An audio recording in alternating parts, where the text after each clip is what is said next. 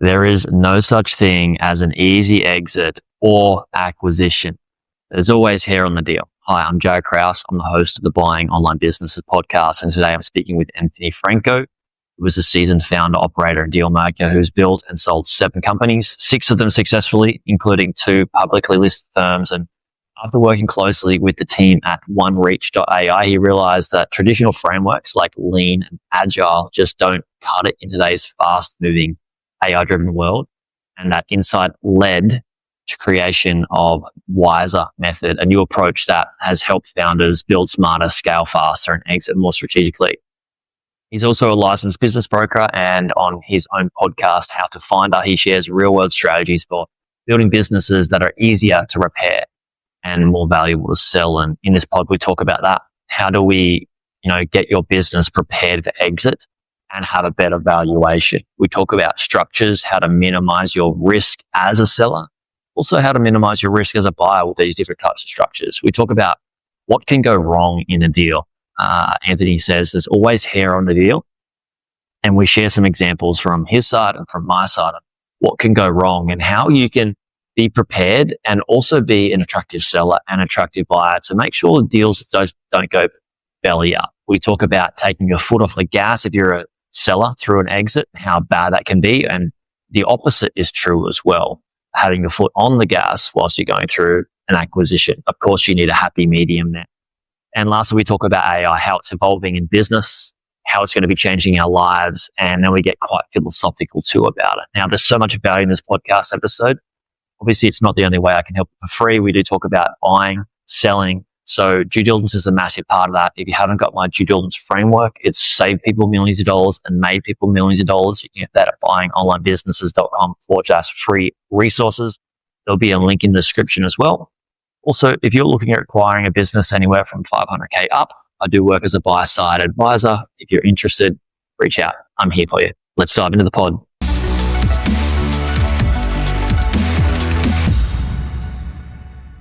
Anthony, welcome to the pod. Thanks for your time. Hey, thanks for having me. This is going to be fun. It's going to be great. You founded a bunch of companies and you've sold them. People can go and find out a lot more about the companies that you have founded. But what's the main reason for the exits? Why are you just as a founder and an entrepreneur? Why everybody's different, right? Sometimes people make everybody's different. Very different reasons. What is it for you? For me, I exit companies when it's obvious that I'm no longer the best fit to take it to the next level. So I'm a go-to-market guy. Like I love starting from zero and scale and hyper scaling and amazing, creative, exhaustive energy that it takes to get there. And then when a business turns to needing operational efficiency and incrementally growing revenue 5% year over year and decreasing costs 2% year, that's not my passion. It's certainly not my skill. So usually a year or two after I should, I take a look at, okay, I'm in the wrong spot now. So let me transition this to a new owner that can take it to the next level. Yeah, absolutely. It's a great reason that people don't realize, because a lot of people ask me, like, when they find out what I do, work as a broker, they're like, why would somebody sell a good business, like a good online business? Like, what's the point? Well, there's so many reasons, and one of them being that have scaled a business for their skill set and their level, and it's better off handed to somebody else, right? Yeah, you know thyself, right? So you have to know what you're good at, and what gets you up in the morning, and some entrepreneurs do that well, some don't. Absolutely. When you come to your first exit, what were some of your biggest takeaways and lessons that you've applied now to your other exits? And now you're a broker as well. You help people exit too. What are some of those first timers that are just stuck? I'm going to have a very boring answer here, but the traditional blocking and tackling things really matter when you're going to exit. So things like having really clean books, nothing exotic in your chart of accounts. Having systems in place so that the new owner isn't risking you leaving the business for taking the business on and growing it. Key person dependency removed because you've got those tasks are spread between team and systems. Yeah, and then I'd flip it. You're buying it. if you're an owner looking to sell, why would a buyer buy your business? What are the risks that the buyer is going to take on? And you want to mitigate those as much as possible. So one is clean books, so they can understand the money, what you're telling them is true, that you want to exit. So what does that mean? Is that a risk? How risky is that business for you exiting? Or you can also position that as it's going to be good for the business when you leave, depending on how you position it. It's also another critical thing that I see buyers look at all the time is revenue concentration, where how much of your revenue is dependent on a handful of customers. And if one of those customers leave, what does that mean for your business? So revenue diversification, channel diversification are also very important to buyers. Yeah, single source dependency on traffic, revenue, clients, person. or product, vendors. All of those things matter. Yeah. Yeah, like 90% of revenue coming from one product. What happens if that product, and it's not your product that you're manufacturing, and you can't get it manufactured again? Like your business is gone, right? Yeah, exactly right. Decreases the multiple. What was maybe your least attractive and fun exit versus one that was seamless, and why would you say that's the case? Would you, and is it going to be boring again? Just so I'm trying to think of the one that was seamless. There. It's funny. From the businesses that I've sold and businesses that I've helped other owners sell, there's always hair. There's always hair on it. There's always questions that you weren't expecting from buyers.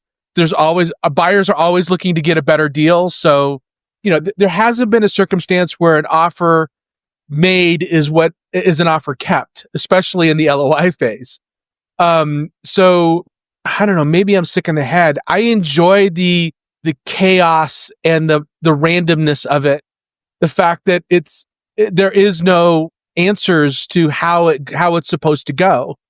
Right. And it's so different every time that any advice on that level, like how do you make it go smooth? Like anybody that tells you how to make an exit go smooth, they've never been through an exit. Right. The unpredictability of like, we need this document, or what's this supposed to mean? And that can be bigger than the deal itself or expected. And once you dive in and there hasn't been an explanation from the seller or the buyer, and you're like, well, okay, like didn't realize that this thing would slow down the deal. Right. Yeah. There's always something. And the mistakes I've seen owners make on this area is they take the questions personally, like it's an attack on them personally. Right. And they treat it like instead of just treating it like the buyer just needs to know, they're trying to mitigate their risk. You would do the same thing. You probably would ask the same question. So you don't have to be embarrassed of the answer. Absolutely. And it's more about both sides putting themselves in the other person's shoes, like the buyer putting themselves in the seller's shoes and understanding like, okay, maybe it's their baby over 10 years, and it may feel like a personal attack, but let's word the question in a way that it doesn't feel like it. And we're just like, you'd be asking the same question as well. Vice versa, yeah, you could always tell a sophisticated buyer by the way they ask the question, where they'll caveat it like, hey, there's no judgment in this question. Once they say like, okay, I recognize they've been through this process multiple times. They know what this looks like. What are some other things? Because a big part of somebody that's like a first time acquirer, I like to teach them how to become an attractive buyer. What are some of the other things you've noticed in sophisticated buyers? Traits. I'm sorry. Say that. What are some things that I notice in sophisticated buyers that some of their traits compared to somebody that's pretty green? It's a nuanced thing. What to care about and what not to care about. If there's certain things on a balance sheet or a P&L that should cause concern, and there's certain things that like you have to understand. Like most of the business I deal with they're not $100 million businesses, right? They're five. What is that? They're between $5 and $50 million in revenue, and there's always some wonky stuff as you're getting into it. And to essentially give the buyers that give the owners the benefit of the doubt on how things are a little bit wonky, because especially the smaller the business gets, the more there's pieces in the business that are not being paid attention to. And that doesn't mean it's a bad business. It just means the owner was focusing on this thing that grew the business instead of this thing that wasn't really that important to the survival of the business. So that's one thing. It's just having the intuition to know what matters and what doesn't. And go ahead. Yeah, I've got a perfect example. We just closed on a deal last Friday, and there was some product cost variations. So what happens is the clients buy their product, and then the product needs to be serviced by the company that's being bought. And there was a bank up of product costs that needed to be used to be, the services needed to be done. And there was like a couple $100K worth of product costs that needed to be transferred to the new owner. And in the short period of time, in like a month prior to the close date, the sellers had their team service a bunch of the products to take the liability off the books, which they used up those funds for the product costs. So the new owner didn't have the liability of having to service those, and they're going to get the money for it anyway, but they didn't have to have the liability of it. But where we could have got stuck on the buyer side is like, well, is that we're too strict on that number when we can see there's going to be variation when we take over at this.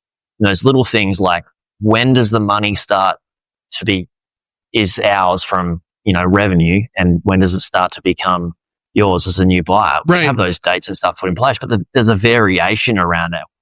The relationship throughout the transaction needs to be built to have the trust to know that each side's going to do what is fair and the right thing. Because there's, I would bubble that up into a broader perspective, and that is, you're not buying a business that's standing still, and due diligence takes a while, and so you have to expect the business to operate like it normally does, and maybe even be on their best behavior during the due diligence process. There's nothing nefarious about it. It's just they're doing the things that they would do to normally operate the business. But now that somebody's looking over their shoulder, they're doing it like they always think they should, but decide to go home early once in a while instead. Right. It becomes dangerous for somebody selling a business when the deal can drag out a little bit longer than expected, and they take their finger off the pulse, and then the deal's an extra 2-3 months down the line, and their finger's been off the pulse, and the buyer's like, well, what's going on with the revenue figures? It's pretty important to not get exhausted or just give up before you even cross the finish line, right? Is that something you teach and go through? Yeah, that's very relevant to a lot of businesses that are selling, where, like, the analogy you put it was perfect. They take their foot off the gas because they think they're going to exit next month, and then due diligence takes 3 months, or it falls through, and now you're back on market again. You can't do that as a business seller. You have to go through the entire process believing that your business isn't going to sell, operating as though you're not for sale, operating as though you're going to be in this for another 5 years, or at least 1 year. That's a great mindset to have. Yeah. Because like, you want to keep it growing, because what happens if like you do the opposite of taking your finger off the pulse, and your foot off the gas, and you see that it's growing over, however long a deal could take, 6 months, and you go, okay, cool, this seller's really not, or the buyer, is they're not easy to deal with, and we've got locked in on something that we don't know if it's even worth that much anymore, and they're not ready to come to the party. You could go back to market and be like, well, we could get so much more for this business now because you've got your full steam ahead, right? Yeah, exactly. So you want to be in a weaker or stronger negotiating position when it's time to sign the deal, right? Like, that's fundamentally what it comes down to. Absolutely. What are some typical deal structures that you use to help your sellers when you're working on the sell side to minimize their risk? And or is there other things that outside of deal structures that you help them specifically for sellers? Yeah, for sellers. Well, the best way to mitigate risk is how much what's the cash off the table? It's all about It's all about how much cash they're going to see on the deal close. Like, the best case scenarios for sellers is the more cash. All cash, yeah. I typically try to So earnouts. So we see a lot of deal structures with seller carry, meaning the seller has to carry some of the note for the acquisition. That's fairly typical, especially if you're talking about SBA financed acquisitions. Absolutely. We also see attempts to do like rollover equity, where the seller will get some equity in the new entity. We'll see earnout provisions within companies wanting to, so the seller note is basically a guaranteed loan. An earnout is a performance-based increase of the price that you're getting. And a rollover is a bet that the company is going to continue to grow, and you can participate in that growth pari passu with as a minority shareholder. Everything but the cash is risky.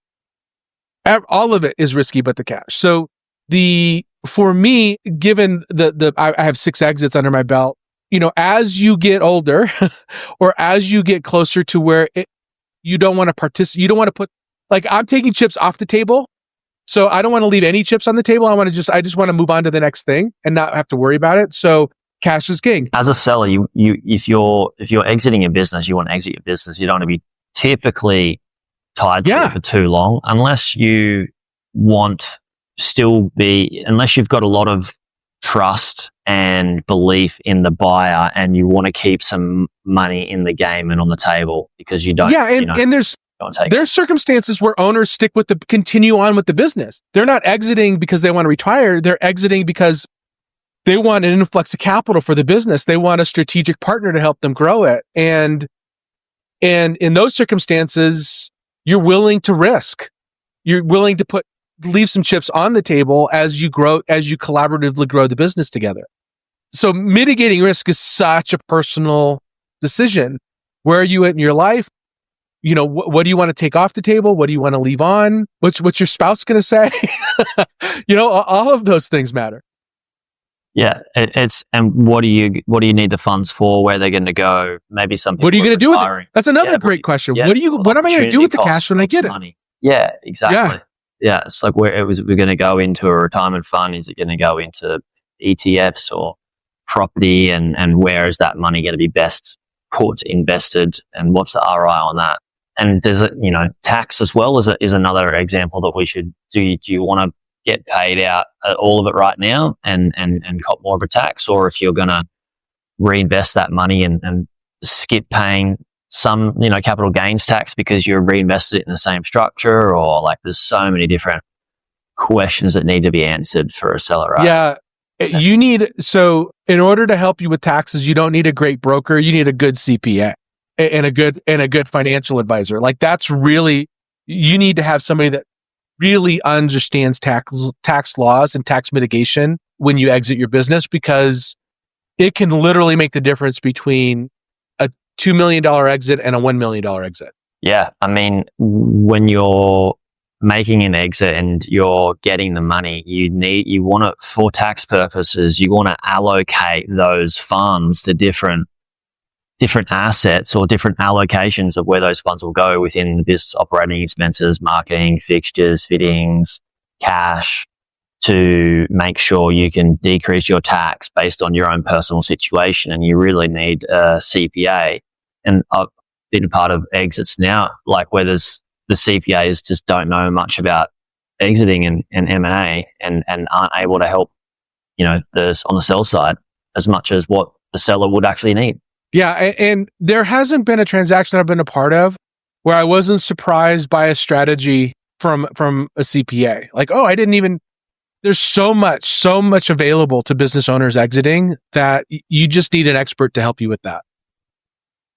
So do you have, before you work as a sell side mostly, yes. Before you work with a client, obviously you want to check their books and you do also some prep stuff, but a part of that is that helping them build the right team for the exit, and where does that fit?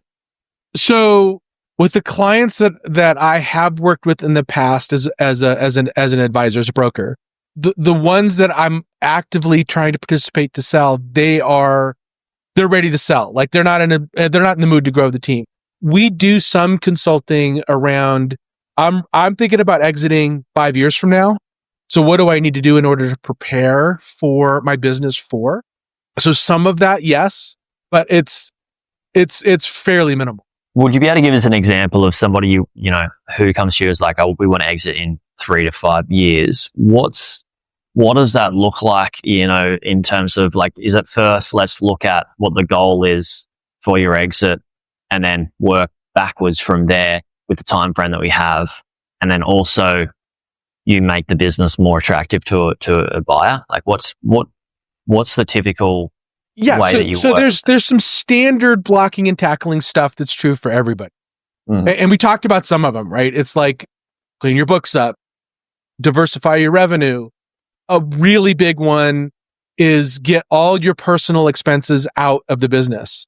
That will go a long way to increase your valuation, because those personal expenses, subjective add backs that don't need to have a specific discussion. And you know, right?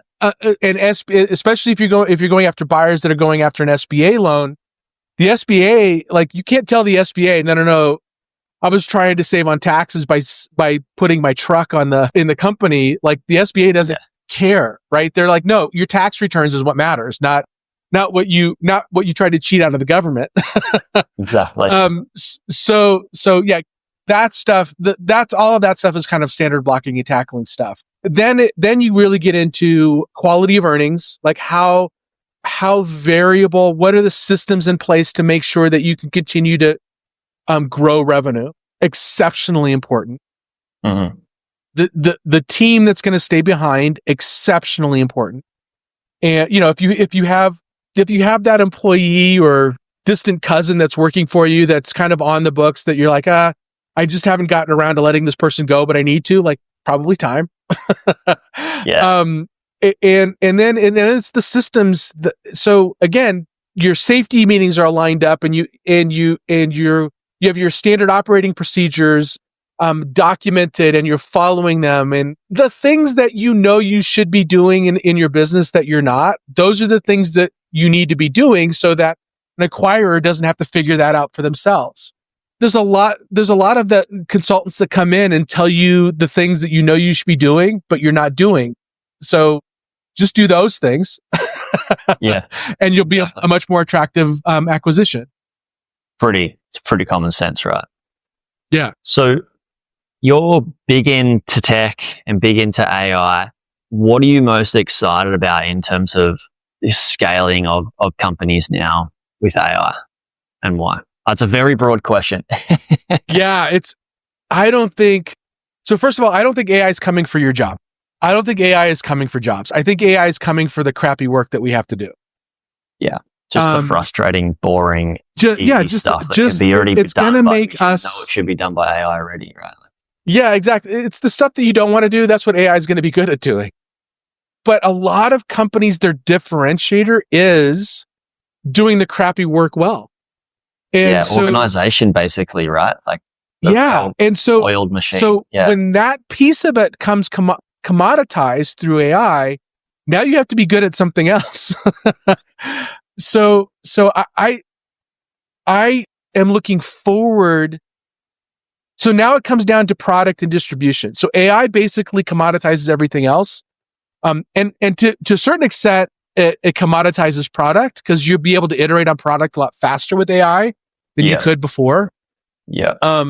Lovable. There's this story right now that Lovable just got a 1.2 or $1.5 billion valuation, and they're for those of you who don't know, Lovable is a AI coding platform, so you can build apps with AI using Lovable. And there was a blog post that somebody used Cursor, Claude Code, to rebuild Lovable from the ground up. It's better, and it took him 75 minutes. Yeah, with far less resources. There was another version of that. It was him and Claude and a $20 Claude Code subscription, and he rewrote the entire platform. So then you go, well, so what does Lovable have? Well, they have distribution. They have Lovable. They have a great domain. They have, when I say distribution, they have a lot of awareness. Brand. So awareness distribution really becomes incredibly important as AI becomes more mainstream within organizations. Absolutely. And unfortunately, there's so much fear around AI and it coming in and disrupting things.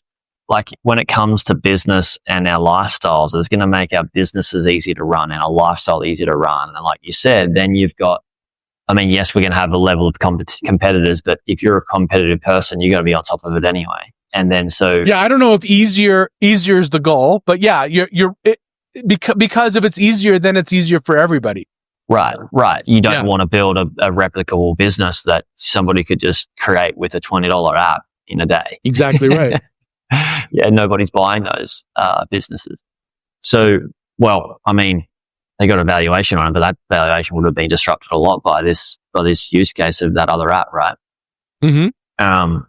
So, of course, then you need to, like you said, you've freed up some time and some space, and then you can put that into building distribution, like building out your audience, like getting a larger audience and increasing your channel and your revenue. Yeah, you double down, triple down, quadruple down on selling, getting good at selling. Yes. Right. And even selling the company faster as well before a copycat can come in and do that too, right? Yeah, very potentially. You're right. Like, so when you decide to selling faster is better than selling slower. For sure. For sure. I mean, it's cheaper too. I can say anything more obvious than that. The sky is blue. There you go. Yeah. Yeah, absolutely. Yeah. So, I mean, there's a lot of positives, but it's going to up level everything really, including us to make sure we're focusing on the right things, right? Yeah. So you're getting back to AI. AI is. It's moving so fast. So the long pauses are because it's so hard to predict how AI is going to impact us. I tend to be an optimist, so I hope I'm right.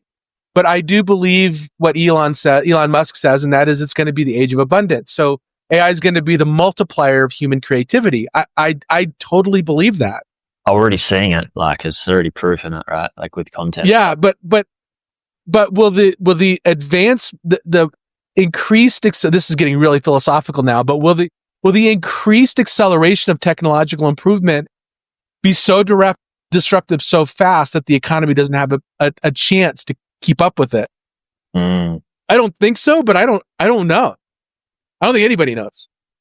Yeah, well, I mean, if the economy, it's only going to go as fast as the weakest link, right? And if that's the economy, then the economy will slow it down to a certain extent. Yeah, and maybe governments will try to regulate it. I don't think they'll be successful. They'll try to slow it down too. Yeah, which I think they're probably doing, right? Like, I mean, if you think about Elon Musk and his electric cars, like in Australia, you can't have the cars that self-drive yet. You know, like it's. Yeah, there's only a couple cities here that they'll permit it. Permanent in the US. There's only a couple cities here that are allowing it right now as well. Yeah, if you just look at how AI is going to impact transportation, it's significant. And so how many truck drivers is it going to displace? In the US, a lot, but also they're having trouble finding truck drivers. So maybe it'll displace it at the pace that they don't need to hire more truck drivers, and maybe it'll work out. Maybe it won't, but maybe it will. Right. It's the same with like food, you know, Uber Eats and all of that stuff, you know, like it being delivered. But the thing that I think will slow it down again is like obviously regulations, right? Like it's going to take one truck crash for it to slow down the adoption, maybe. Isn't that funny? So you're not wrong. But that's not the right way to look. Yeah, because the proof is that it's going to be. I mean, the proof is that they make less mistakes than humans. Is it safer than humans driving? And the answer is already a definitive yes. Right. Exactly.